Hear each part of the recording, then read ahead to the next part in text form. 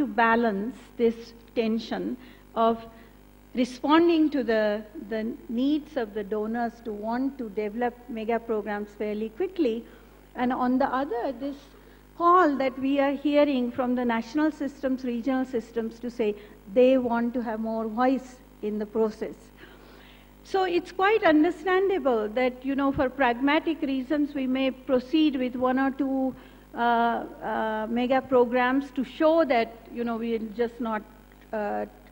stuck in the tracks and that we are not paralyzed, that things are moving. But at the same time, it's very important to take the messages of this conference forward, not just for the CGIAR, but in terms of the new architecture for agricultural research and development.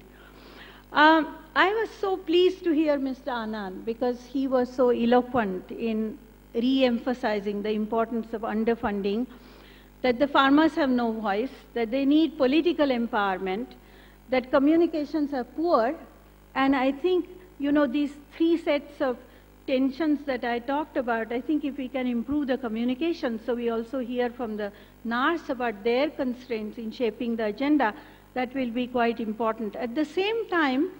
I was glad to see that he mentioned, he called it parallel funding at all levels. Well, coming from the World Bank, parallel funding used to have a different meaning, but I think the idea that, you know, that participation has transaction costs, and if we are going to do it right, we need resources and we need time to do it right. And I think that has implications for how we go forward, how we go forward in capacity development, in farmer-driven approaches, etc. So the last, I think, message then from the tensions on the one hand and the paradigm shift that we are all talking about is that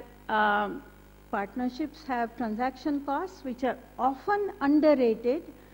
and that if we are going to prepare things well, then they need time, they need, you know, the voices of